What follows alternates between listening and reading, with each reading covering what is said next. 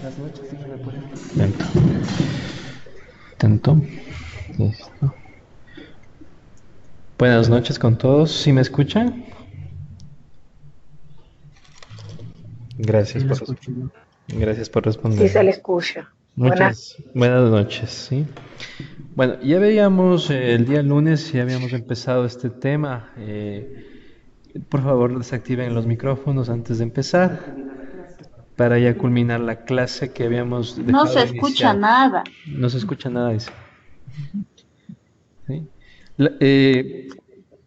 Revisen por favor esto del micrófono porque hay personas que sí me escuchan. ¿Ahí me escuchan? Sí, sí se le Sí, escucha. se escucha perfectamente bien. Se Sí, le escucha escucho. claro y sin interferencias. Listo, gracias. Escucha claro. Listo, gracias. Sí. Perfecto, listo, Sí muchas se gracias. escucha. Listo, gracias. Listo, entonces vamos a empezar la clase.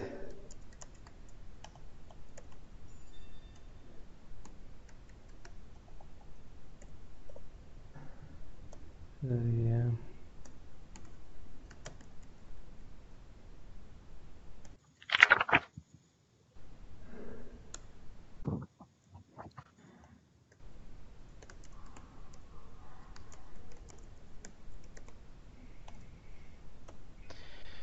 Bueno, como les decía, la clase la habíamos iniciado el día lunes, estaba y faltaba ya muy poco para terminar. Habían algunas dudas, algunas inquietudes por parte de algunos estudiantes. Sugerían también la inclusión por parte de lo que es eh, casos clínicos, ¿sí? Tenemos también, aparte de de la clase que estábamos presentando el día de hoy, un aula virtual en la cual pues vamos a agregar como tarea y obviamente que será motivo de discusión uno de los casos clínicos que podríamos pues agregarlo al mismo, ¿no? Sí.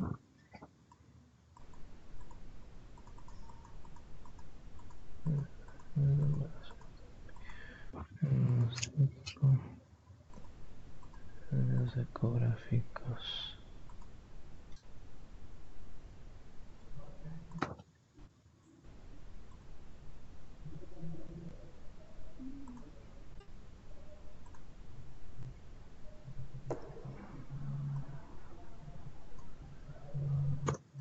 Bueno, para hacer un resumen, ¿no es cierto?, de la clase del día anterior, en este primer capítulo lo que tratamos es de dar los diagnósticos o los criterios básicos, ¿sí? Inmenso, ¿sí?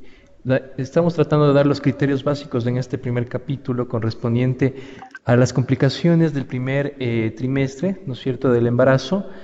Hablábamos ya de los criterios de aborto, ¿no es cierto?, amenaza de aborto, aborto séptico, aborto incompleto.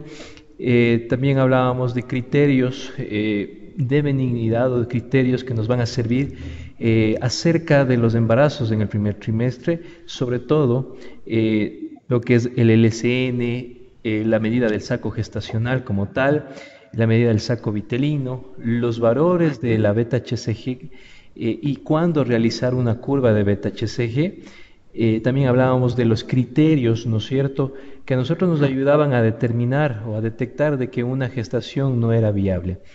También tratábamos o abordábamos del tema de un embarazo ectópico, ¿sí? Decíamos que el 70% se ubica a nivel ampular, ¿sí? Y también ahí determinábamos qué tipo de valores de beta-HCG nos iban a servir para determinar o no que estamos frente a un diagnóstico de embarazo ectópico. Esto sumado al asunto de la clínica como tal, ¿no?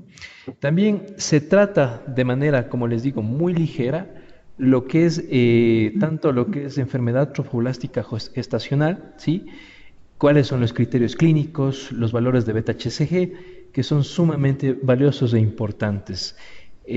Como les digo, esto es una clase introductoria, ¿sí? Existen capítulos mucho más extensos que forman parte igual de este curso como tal, en donde se habla ya de manera mucho más profunda de lo que es el manejo, ¿sí? El manejo tanto médico y cómo actuar, ¿no?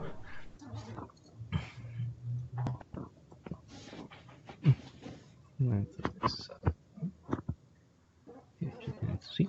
Bueno, vamos a empezar esta clase hablando un poco, ¿sí? O recordando de lo que es la enfermedad trofoblástica gestacional, ¿sí? Decíamos que dentro de lo que respecta a la epidemiología, en Estados Unidos es uno en cada 1000 a 1500 embarazos, y como factores de riesgo eran aquellos embarazos que se producen en mujeres en los extremos de la vida, es decir, mujeres adolescentes o también, sobre todo en mujeres mayores de 45 años. El factor de riesgo más importante es una enfermedad molar previa como tal, ¿sí? Y tenemos mola completa o mola incompleta como tal, ¿no?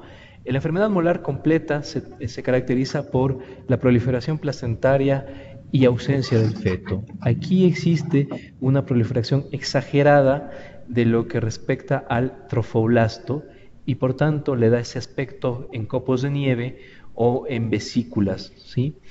La gran mayoría tiene una composición, ¿sí? La composición de cromosomas de 46XX y está derivada de fuente paterna, mientras que en la mole incompleta sí hay un feto, pero este es no viable, ¿sí?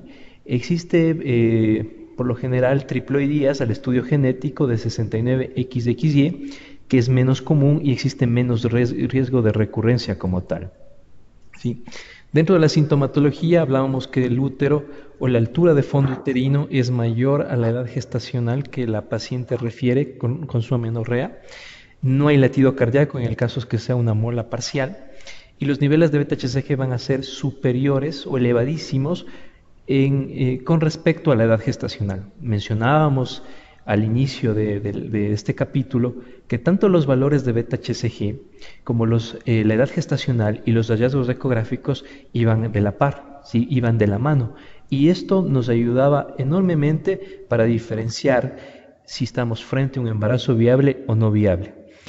Las pacientes que tienen una enfermedad trofoblástica gestacional presentan hiperemesis gravídica, hipertensión gestacional inducida por el embarazo, sobre todo antes de las 20 semanas, tirotoxicosis y también la presencia de los quistes tecaluteínicos, que sería otro criterio diagnóstico para conocer que estamos frente a una enfermedad trofoblástica gestacional. Los quistes tecaluteínicos se forman por la hiperestimulación de la HCG.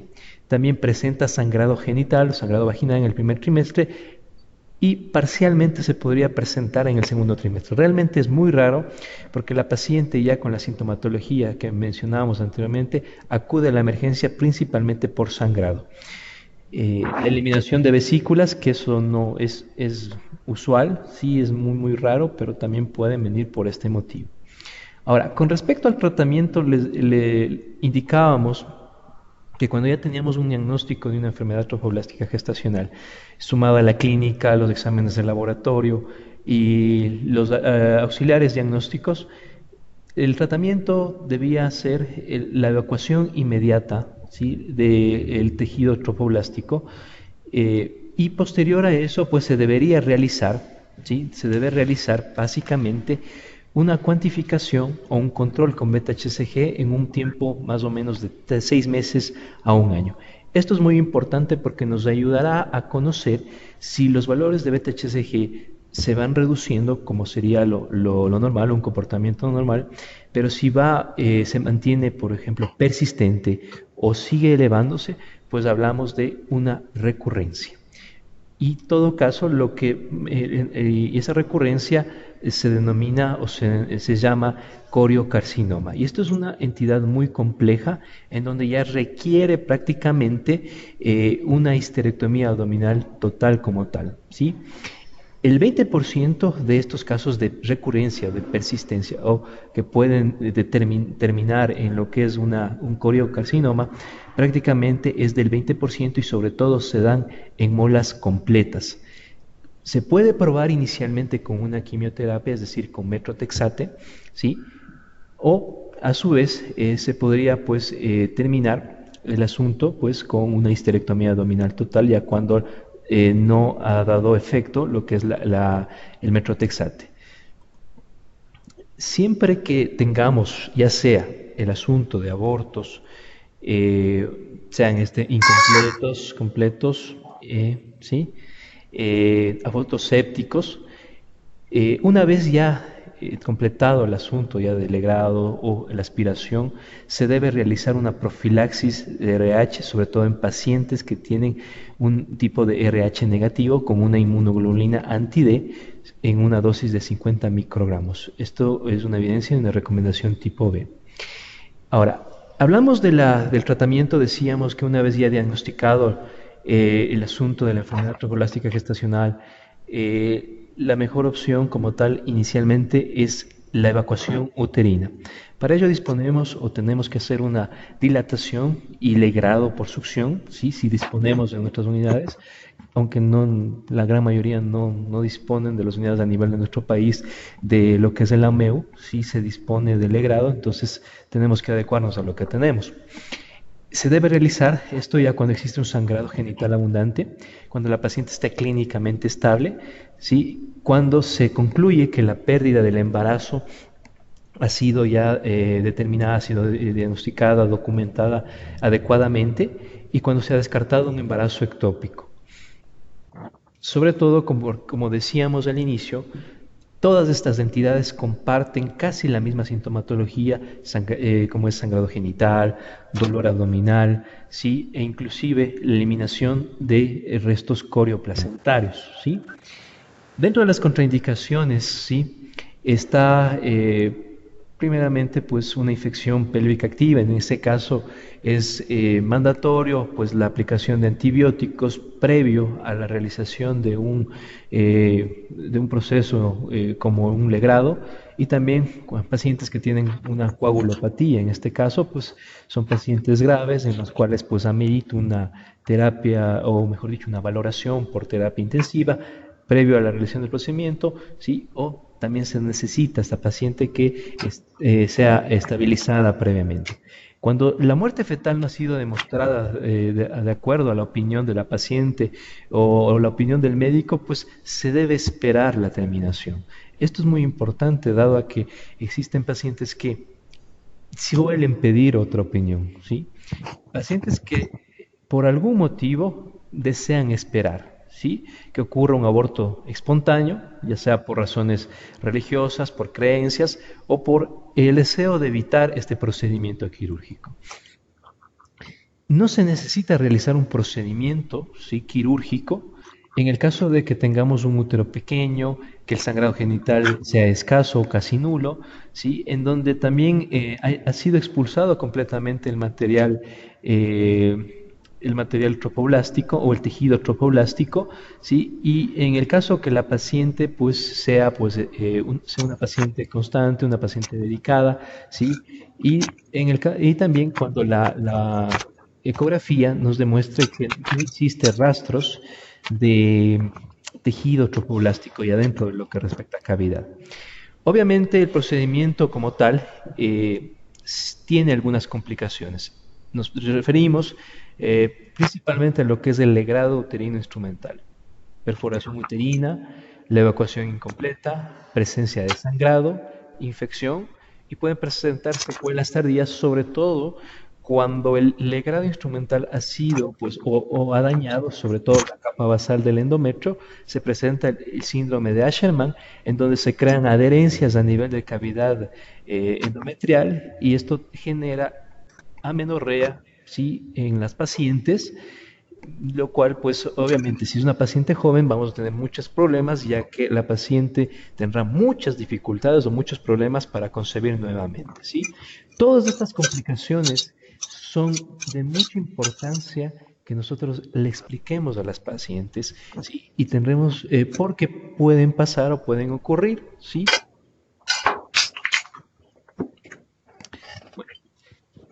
Vamos a hablar acerca de las recomendaciones como tal, recomendaciones clínicas ya dentro de este capítulo. Si hablamos ya de un fracaso del embarazo, se debe diagnosticar de manera confiable con los siguientes criterios, ¿sí?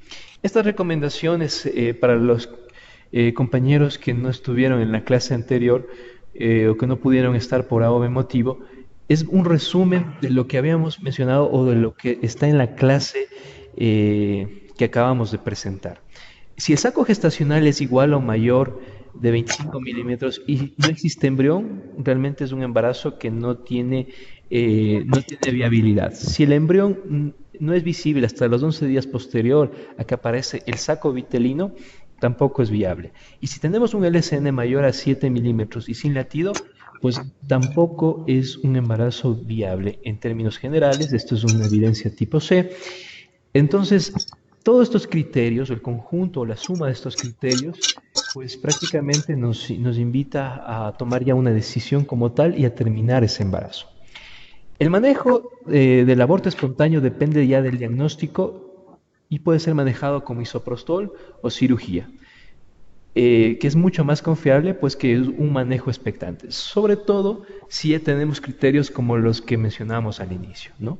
De nada va a servir que nosotros esperemos 8 o 15 días debido a que ya es un embarazo que tiene criterios para no viabilidad. La preferencia de una mujer pues debe jugar un papel primordial con respecto al tratamiento, ¿sí? Sobre todo si tenemos embarazos menores a 10 semanas, el tratamiento farmacológico sería una de las opciones más viables, ¿sí? Sobre todo porque implica o involucra más a la paciente, ¿sí? Es un manejo pues, que se puede dar de manera ambulatoria, siempre y cuando se trate de una paciente que acuda a los controles posteriores. Se le debe manejar, como mencionábamos en la clase anterior, con antiinflamatorios, antiespasmódicos, ¿sí? Y tendríamos también que hablar acerca de la tasa de fracaso que podrían presentar los mismos, ¿sí? Esto es un grado de evidencia. Al menos, ¿sí? ¿Podrían, por favor, hay un micrófono que está encendido y hace mucho ruido, por favor? Sí. En el caso de los fracasos del embarazo temprano, el misoprostol vaginal es altamente efectivo y seguro, ¿sí? Y es bien aceptado por las mujeres ya que no requiere hospitalización, ¿sí? Tampoco requiere intervención quirúrgica ni anestesia, por tanto, ¿sí? Ya, tiene menos efectos gastrointestinales, sobre todo la vía oral, que las vías pues, que podríamos mencionar, sublingual y la vía también transvaginal. La evidencia no apoya el uso de antibióticos en todas las mujeres con abortos incompletos, como habíamos mencionado. Esto es un grado de evidencia A, ¿sí? No amerita realmente, no se debe poner de manera rutinaria, ¿sí? Y solo acá también nos dicen que las mujeres se pueden beneficiar en un aborto inducido con una dosis única de doxiciclina para prevenir infecciones, pero dosis única más no establecer un esquema de 7, 10 días que realmente no tendría razón de ser. Esto es un grado de evidencia A. Después de cualquier tipo de pérdida de embarazo en el primer trimestre, como habíamos mencionado, las mujeres que tienen un RH negativo deben recibir 50 microgramos de inmunoglobulina anti-D, ¿sí? Para una inmunización, ¿sí? Prácticamente aquí llegamos al final de este primer capítulo, ¿sí? Vamos a dar paso a algunas inquietudes, algunas preguntas que ustedes puedan mencionar, por favor. Ya sean acá en el chat, ¿sí? O pueden también ya ahorita habilitar sus micrófonos.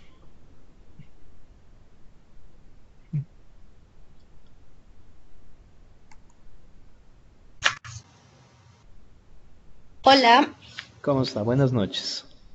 buenas noches. Una pregunta respecto a la mola. El metrotexate se da solo si hay recurrencia. En caso de que una paciente me diagnostique con mola, le hacemos un legrado instrumental o un ameo. Ajá. Luego de eso, ¿no le damos el tratamiento de metrotexate o solo le seguimos solo le damos un seguimiento con la beta-HCG? Muchas gracias por tu pregunta. Bueno, como veíamos anteriormente, es importante ya con el diagnóstico la evacuación, ¿sí? Después de eso son muy valiosos los seguimientos que se deben hacer con beta-HCG, ¿sí? No de entrada metotrexate, ¿sí? Se debe hacer un seguimiento posterior, inclusive con ecografía, porque, como ustedes entenderán, en el embarazo trofoblástico existe una gran cantidad de material que debe ser eliminado, vesículas, etcétera. Entonces, muchas veces no se puede hacer la evacuación completa del útero, ¿sí? Entonces, estas pacientes deben regresar para hacerse una nueva evacuación. Y es por eso que inclusive podemos tener valores persistentes de beta-HCG y confundirlas con una enfermedad trofoblástica persistente y un coriocarcinoma que puede ser peor. Si tenemos valores persistentes o elevados de beta-HCG, niveles altísimos, con un útero que nos demuestra que ya está vacío, en ese caso estamos frente a una enfermedad trofoblástica persistente y ahí sí amerita ya la utilización de metotrexate como tal. Si utilizas metotrexate y a pesar de eso sigues teniendo valores que se siguen duplicando, pues realmente ahí nos amerita un tratamiento definitivo con una histerectomía abdominal total. ¿Sí? Muchas gracias. De nada. ¿Sí? Buenas noches, doctor. Buenas noches. Una pregunta. En relación a la mola, hay muchos protocolos internacionales en relación al uso del metotrexate y el manejo de estudios de ampliación que se hacen posterior a la evacuación de la mola. Le explico lo siguiente. Bien. Hay protocolos donde usan un ejemplo, beta-HCG cada 48 horas por una semana, claro. Y luego de la semana hasta el mes lo usan semanal, luego de los 3 meses lo usan cada 15 días y luego lo usan mensual hasta el año. Perfecto, esas son recomendaciones internacionales. Como manejo de estudios de ampliación acá en el Ecuador, utilizan como protocolo manejo de, por ejemplo, rayos X de tórax, tomografías abdominales en relación a coriocarcinomas por metástasis a nivel de hígado. O sea, tienen algunos estudios que se usen acá en el Ecuador, porque le explico lo siguiente. En Venezuela obviamente hay muchos estudios donde yo obviamente me formé y el metotrexate en la mayoría de las escuelas se usa desde entrada. Desde el momento de la evacuación siempre se utiliza el metotrexate. Quería saber a ver qué experiencia o qué manejo utilizan ustedes acá en relación al metotrexate. Lo digo por el comentario que hizo la compañera, porque hay muchos médicos, obviamente ya creo que es por experiencia, que utilizan el metotrexate desde entrada.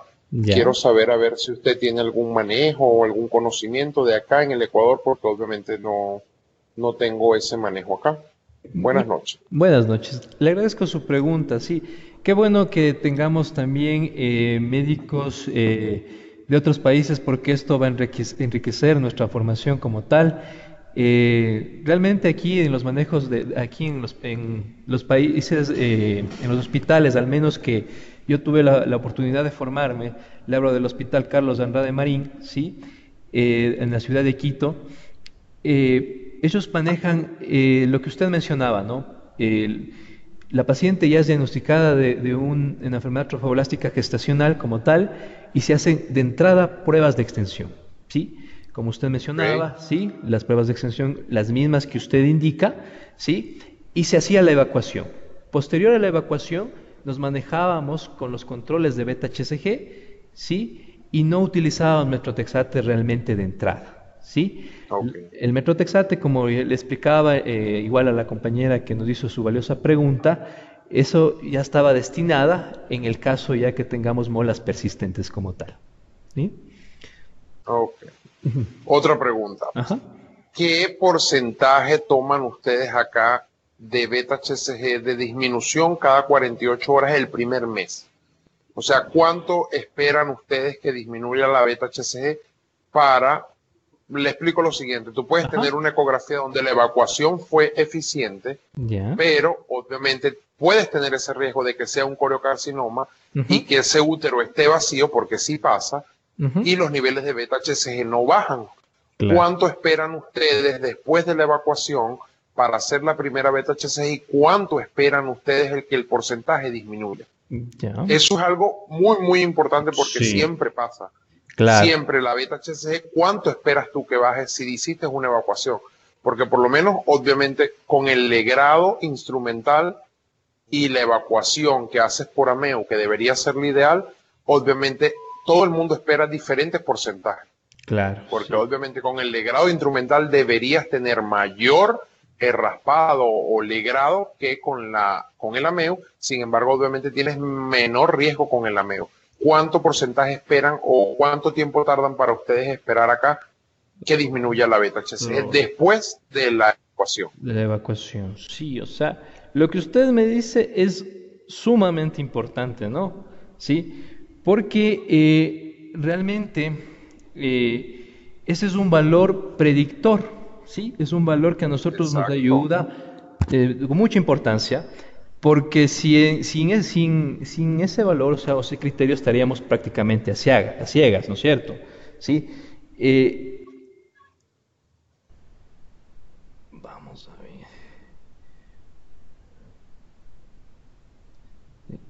O sea, estaríamos a ciegas y obviamente no sabríamos cuándo, ¿no es cierto? Se trata de cuánto tendríamos frente a una persistencia o no, ¿sí? Es por eso que le pregunto, Ajá. porque si por lo menos los americanos, o sea, la Sociedad Americana de Ginecología y Obstetricia, ellos esperan hasta 72 horas. Sí. Si está menos del 30%, ellos utilizan el metrotexate de entrada ¿Ya? a las 72 horas. Claro. Por eso, debería estar por lo menos el 30%. Sí, Entonces, quería saber si... No, yo obviamente también trabajé en Quito y más o menos yo trabajé en el IES del sur. Ajá. Y manejaba un poquito de pacientes con el Andrade Marín y más o menos lo que usted me explica es lo que yo entiendo. claro. Pero lo que quiero saber es cuánto tiempo podemos esperar.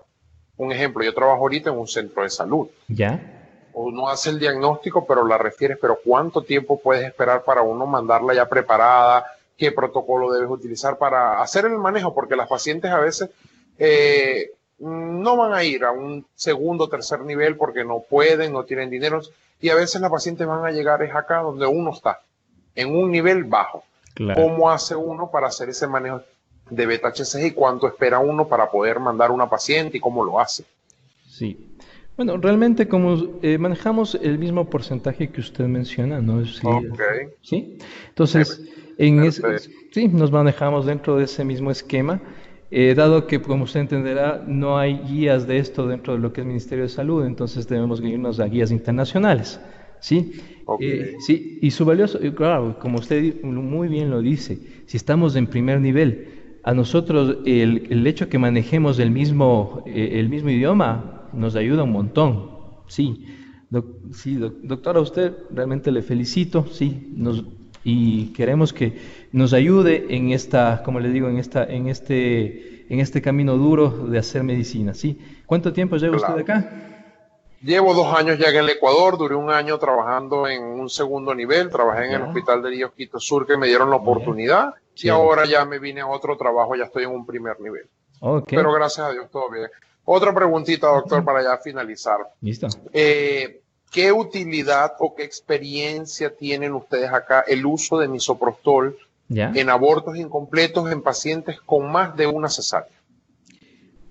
Con más de una cesárea. Independientemente del número o sea, del intergenésico. Ok.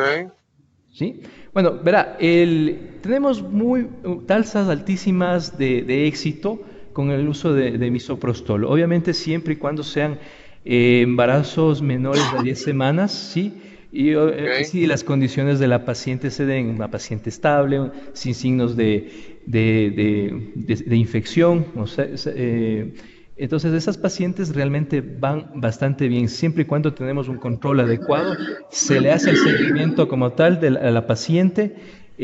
Siempre nos comprometemos en este tipo de pacientes, como usted entenderá, el uso de misoprostol implica no solo el compromiso del médico, sino también el compromiso de la paciente como tal, y hay que explicarle, ¿no es cierto?, todos los efectos adversos que puede presentar dado a la dosis que se utiliza.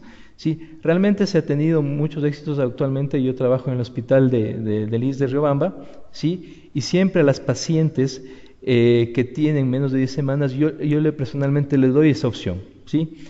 Y yo he tenido realmente una tasa de éxito pues muy, muy, muy grande. Ese manejo de pacientes con cesáreas anteriores, menos de 10 semanas, ese manejo usted lo hace ambulatorio o lo hace dentro del hospital? Ambulatorio. Le pongo el ejemplo exactamente, porque por lo menos acá siempre pongo el ejemplo del primer nivel porque no tenemos hospitalización. Exactamente. Esa paciente, ¿cuánto tiene que ser más o menos el periodo intergenésico que ustedes utilizan acá? Un ejemplo, siempre pongo un caso clínico. Tengo una paciente, 35 años, 3 cesáreas anteriores y llega con sangrado, es un aborto incompleto con una beta-HCG y tiene un endometrio de 30 milímetros. Ustedes utilizan una dosis única. Yo obviamente manejo las guías prácticas, pero también a veces es poco concluyente. O se va con la dosis mínima y le repite la dosis cada ciertas horas, o se va siempre con las dosis únicas, 600. Más o menos que me diga su experiencia que ha manejado aquí ya mayor tiempo.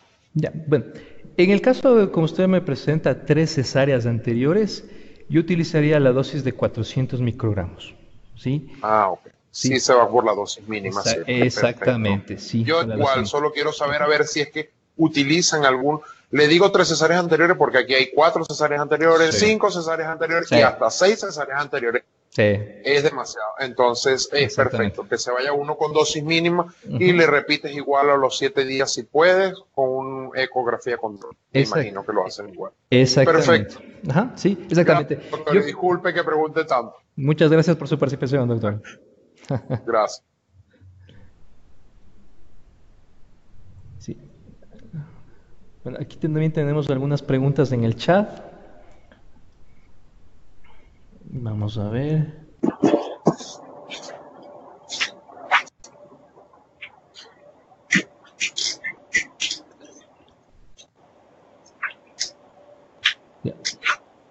Hay una pregunta aquí que me indican, ¿no es cierto?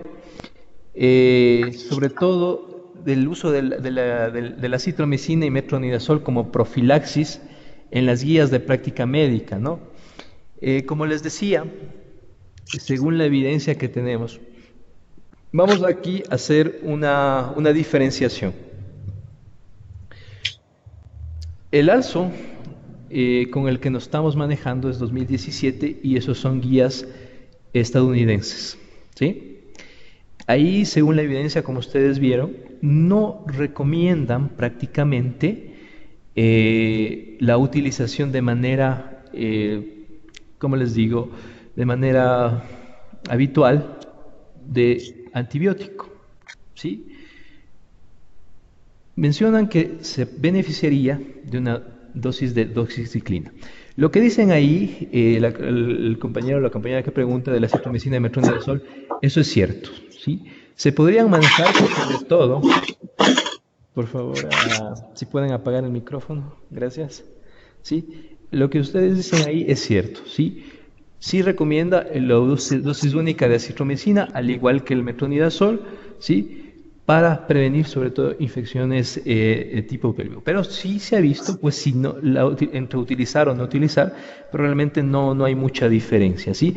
Pero como ustedes sabrán y entenderán que estamos regidos por la guía del Ministerio de Salud Pública, inclusive, sobre todo en el asunto de obstetricia, y no solo obstetricia, sino ya se han creado algunas guías en otras ramas, pues en el momento, si tenemos algún asunto legal, pues nos tendremos que regir a las guías o lo que dicen las guías del Ministerio de Salud, porque en base a eso, pues nos van a juzgar. Siempre podremos hacer un acápite, o sea, una añadidura en algunos tratamientos que no consten, ¿sí?, dentro de las guías de práctica médica. Eso sí está permitido, ¿sí?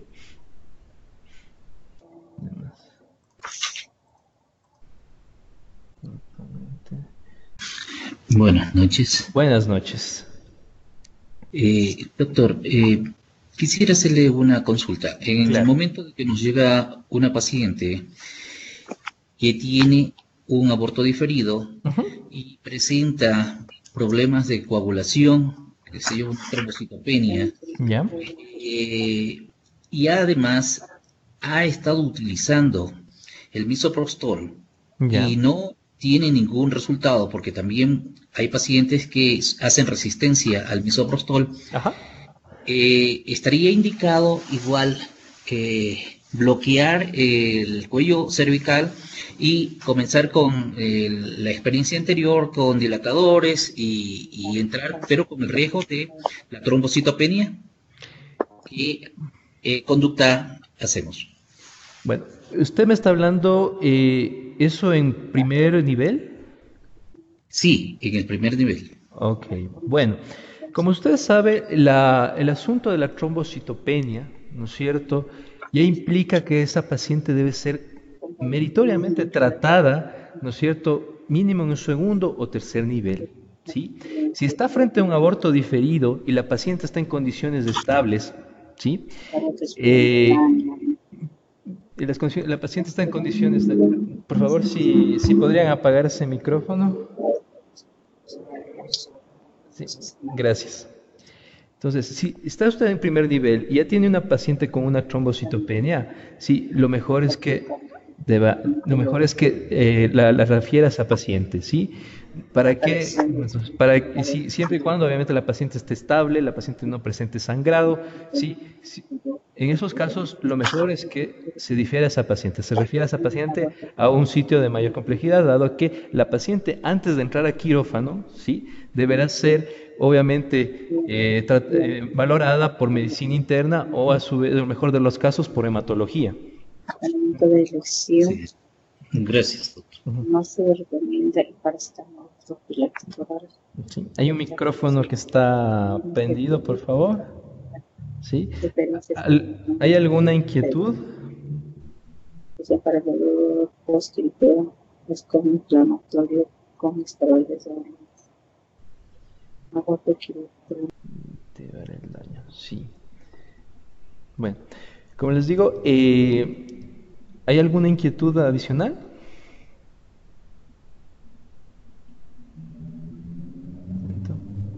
Bueno, vamos a complementar este primer tema en el aula virtual, ¿sí?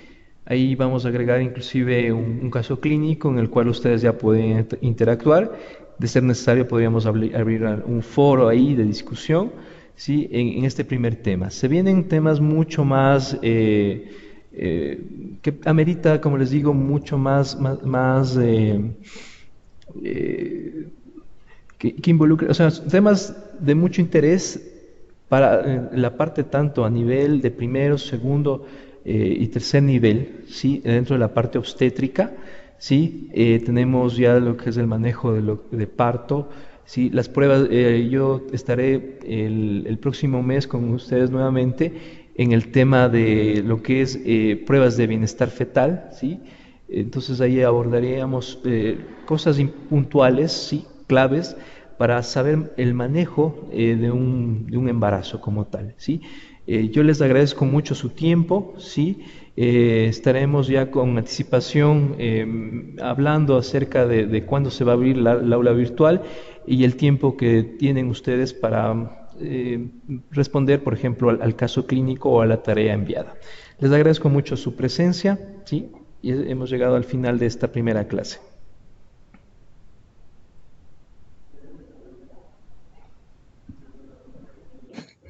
Gracias, doctor.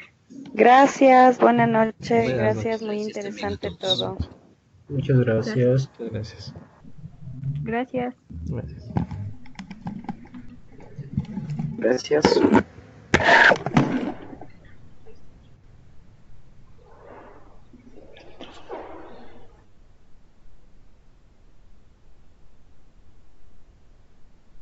Gracias. Gracias.